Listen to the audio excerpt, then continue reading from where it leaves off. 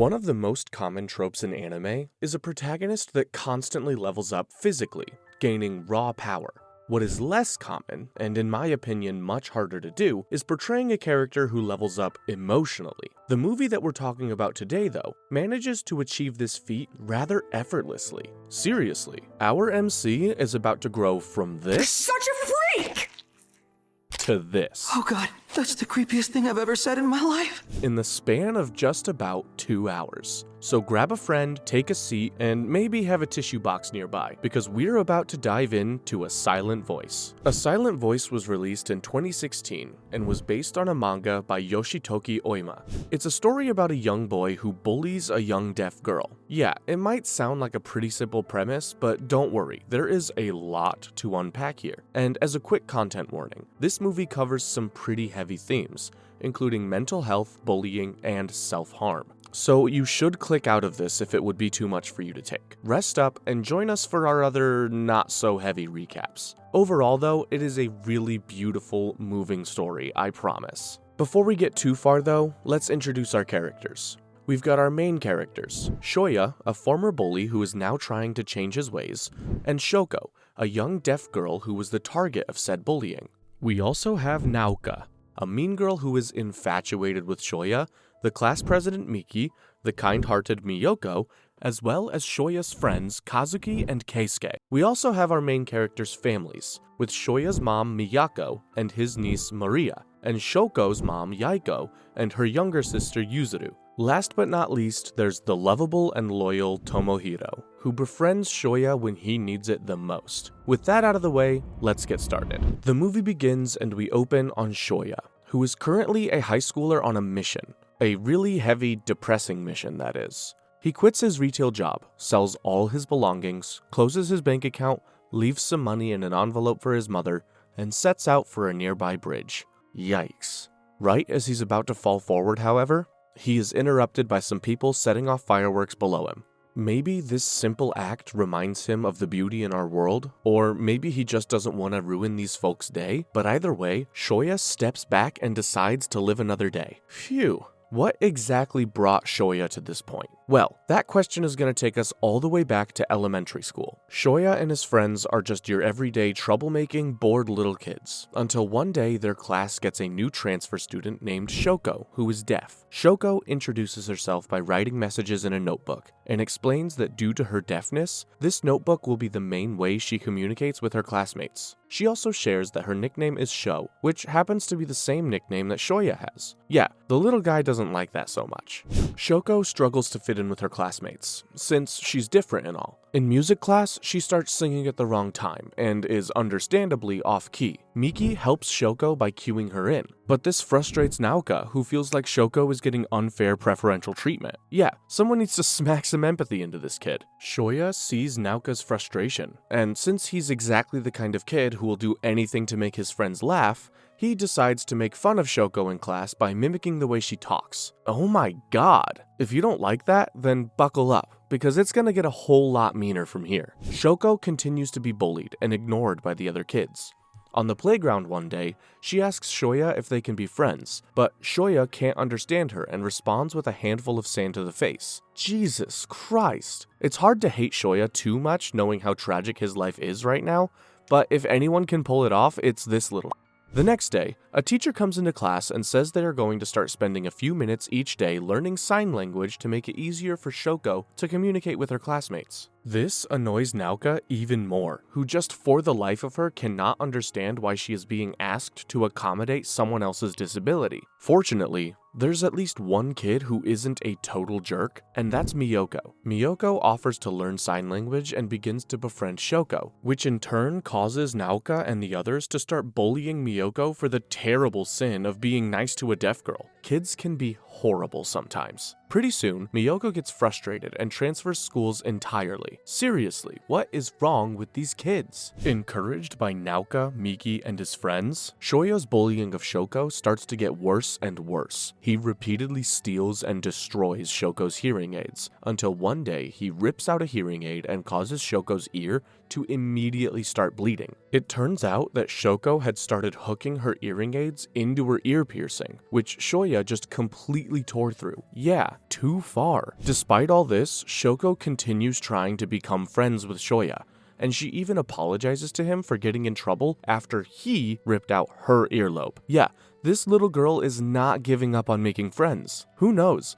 Maybe this time her pure heart and kindness will finally get through to him? No. In turn, Shoya steals her notebook and throws it right into a pond, and he and his friends laugh at Shoko as she climbs in to retrieve it. One day, Shoko doesn't show up to class. The principal comes in and says they got a call from Shoko's mother, saying that 8 pairs of hearing aids had been destroyed in the last 5 months. Now, I'm not here to criticize anyone's parenting, but seriously, how do you let it get to 8 pairs before calling the school? Anyway, the principal wants to know who's responsible, and all eyes immediately turn to Shoya. Shoya's so-called friends completely throw him under the bus, saying that he was the only one bullying Shoko and that they all tried to get him to stop. Shoya explains that his friends were encouraging the bullying, but this makes class president Miki start crying. So no one is going to listen to the guy that made the class president cry. Damn! Shoya's mom demands that he go with her to apologize to Shoko's mother and repay her for the broken hearing aids. While the two moms talk, Shoya wanders off and sees Shoko feeding some birds.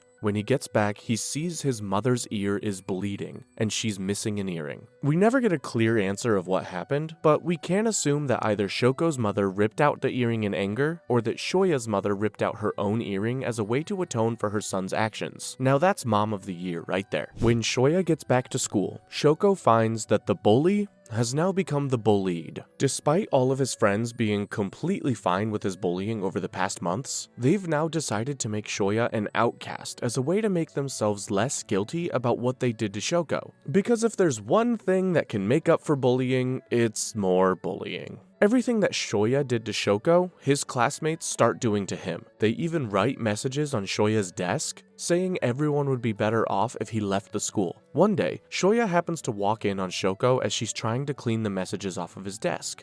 Since his tiny mind is currently incapable of understanding why anyone would do a nice thing for another person, he starts shoving her and yelling at her until she finally bites him and the two get into a physical fight. After this, Shoko transfers schools and disappears from Shoya's life. Alright, that's enough backstory, and it's time to jump forward in time, back to our high school Shoya. It turns out that high school Shoya's been taking sign language classes at a community center in his spare time, and while he's there one day he runs into Shoko. At first, she runs away from him, which is an appropriate reaction.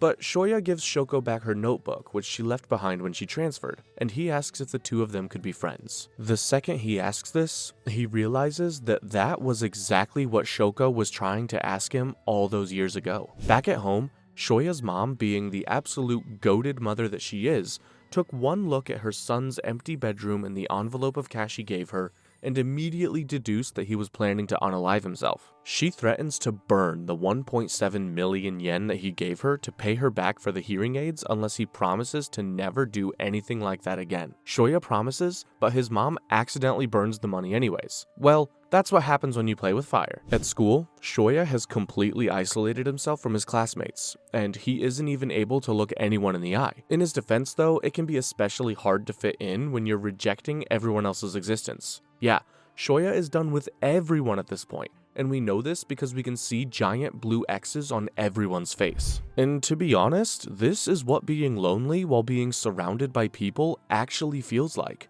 Shoya has pretty much convinced himself that he's not the kind of person who deserves to have friends anyway. But when he sees his classmate Tomohiro getting his bike stolen by a douchey classmate, he steps in and offers to give the guy his bike instead. Maybe our guy here is not completely done with the world just yet. Later, encouraged by their last meeting, Shoya visits Shoko's new school and tries to bring her some fresh bread, but is stopped by Yuzuru, who claims to be Shoko's new boyfriend, and tells Shoya that Shoko doesn't want anything to do with him. While walking home, he runs into Tomohiro again, who has apparently been searching non-stop for Shoya's bike to give back to him as a thank you. Tomohiro, who doesn't have very many friends of his own, asks Shoya if he wants to hang out sometime, and the two start up a much-needed friendship. Oh, Tomohiro, how I wish that were true. The next day, Shoya again tries to bring Shoko some bread, and is again thwarted by Shoko's alleged boyfriend, Yuzuru. This is at least until Tomohiro, who had been following Shoya, shows up to save the day. He distracts Yuzuru, which allows Shoya to talk to Shoko on a bridge over a koi pond. The two of them feed the fish together, during which Shoko accidentally drops her notebook in the pond, and both immediately jump in after, to save it. Afterwards, Shoko agrees that the two of them are now friends. I would love to call this a happy ending,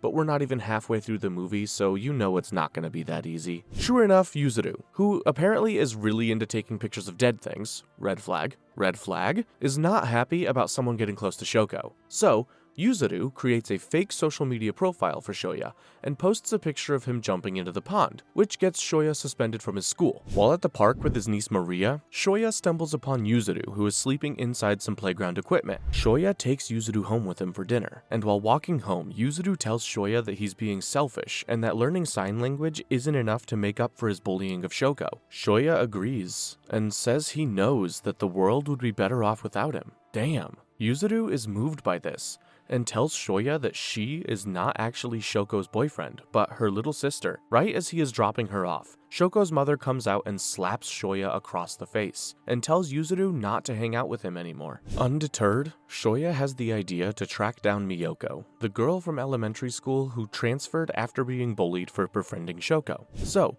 Shoya and Shoko take a trip together to meet up with Miyoko, and Shoko is able to reconnect with her old friend. While they catch up, Shoya walks around and bumps into Naoka, who now goes to a different high school from Shoya, and is handing out coupons for a cat cafe she works at. Inspired by Shoko and Miyoko's reunion, Shoya decides to visit the cafe with Tomohiro to try and reconnect with Naoka, but Naoka, embarrassed, hides from Shoya. Classic. Meanwhile, Shoko visits the doctor with her grandparents, where she gets some bad news. Yuzuru comes home to find Shoko crying in her bed, hitting her ear over and over. It seems that Shoko has now lost all her hearing in her right ear. One day, while Shoya is going to meet up with Shoko, Naoka comes out of nowhere and jumps on the back of his bike. She sees Shoko across the street and immediately starts making fun of her again, and downplays everything that happened when they were kids. Shoya tells Naoka to get off of his bike, and that he and Shoko are friends now. And any hope that Naoka might have changed at all since elementary school completely evaporates when she runs right up to Shoko and pulls out her one remaining hearing aid. Okay,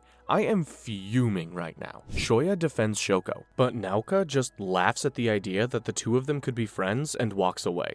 After this, Shoko attempts to be more verbal and not rely on sign language as much, but Shoya continues to have trouble understanding her voice. Shoko tries to confess to Shoya that she has feelings for him, but Shoya mistakes her saying "I love you" for her saying "I love Moon," which is a normal thing that people say all the time. Mortified, Shoko runs away. Shoya is confused but is encouraged by Yuzuru to ask Shoko out. So Shoya and Shoko, along with Tomohiro, Yuzuru, Miyoko, Miki, and Miki's new boyfriend, all go to the amusement park together. And if that wasn't enough people for you to keep track of, they are also joined by Naoka, who runs into them. Shoya suddenly realizes that this is the first time in years that he has actually had fun with a group of friends, and he starts to question if it's even okay for a person like him to be having this much fun. Naoka asks Shoya to go get some takoyaki with her. But with Naoka, you know there's always an ulterior motive. The guy working at the takoyaki stand is none other than Kazuki, one of Shoya's old friends from elementary school. Shoya has no interest in talking to Kazuki, but Naoka insists she just wants everything to go back to the way it was before Shoko ever came to their school. Girl, it's an elementary school friend group. At some point, you just gotta let it go. Naoka drags Shoko onto the Ferris wheel with her, but before they get on, Yuzuru gives them her camera, which is secretly already recording. The next day, Yuzuru shows Shoya the footage. While on the Ferris wheel, Naoka tells Shoko that she hates her, and that she blames her for everything that happened when they were kids. She then tries to get Shoko to admit her nice girl persona is just an act, and that she actually hates Naoka back. She can't comprehend the idea that maybe Shoko is truly just a really nice person. Shoko tells Naoka that she doesn't hate her at all, and that the only person she hates is herself. So Naoka slaps Shoko and tells her she still doesn't believe her. What the F is wrong with this insecure piece of woman? Seriously! After seeing this, Shoya feels terrible. He worries that no matter what he does, he can never make up for the pain he caused Shoko. He tries to bring this up with his friends, but Miki, who is still trying to convince herself that she had nothing to do with Shoko's bullying, once again places all the blame on Shoya in front of their entire class. Jeez, Miki. All he did was bring up something that happened a long time ago. Overreact much? Later, everyone meets up at the koi pond where Naoka tells Miki that they were all equally responsible for what happened to Shoko. Alright, I still hate her though. Everyone starts fighting, but Shoya interrupts them by lashing out and insulting all of his friends. He even tells sweet Tomohiro to back off. Shoya has decided that it's easier for him to continue being the bad guy than it is for everyone to accept the truth that they're all responsible for Shoko's pain. Shoya drives away each of his friends, until only Shoko and Yuzuru are left. Later, Yuzuru has a conversation with her grandma, who tells her how proud she is of both of her granddaughters, and that while it's important for Yuzuru to look out for Shoko, it's also important for Yuzuru to make time for herself. That night, Yuzuru has a nightmare about finding Shoko dead, and tries to wake up her grandmother for comfort, but this movie isn't even close to being done yanking our heartstrings, and sadly, Grandma never wakes up. After the funeral, Shoya and Shoko start spending their summer break together. They hang out every day, and Shoya gets closer and closer to Shoko's family, even eventually winning over Shoko's mother. They all go together to a fireworks festival, but out of nowhere, Shoko suddenly insists on walking home by herself. Yuzuru asks Shoya to go back to their house to get the camera she forgot, but when she gets up there, she sees Shoko standing on a balcony. As he walks towards her, she begins to climb up onto the railing. Shoya screams her name despite knowing she can't hear and runs towards Shoko. He makes it just in time to catch her hand as she falls off the balcony. As he struggles to get her back up, Shoya asks God to give him just a little bit more strength, and promises that if he's able to save her, he will continue to make amends, start looking everyone in the eye again, and keep trying to be a better person. Starting tomorrow, I'll look everyone in the eye. Starting tomorrow, I'll listen when people speak to me. Starting tomorrow, I'll be better. Miraculously, Shoya is able to pull Shoko back up to the railing, but Shoya himself loses his balance and falls to the water below. Oh no. Don't tell me. The next day, Yuzuru and her mother go to the hospital. They run into Shoya's mother, who tries to apologize once again for what Shoya did in the past, but Shoko's mother falls to the ground and tearfully apologizes. That's when Yuzuru and Shoya's mom both fall to their knees as well, and all three cry together on the hospital floor.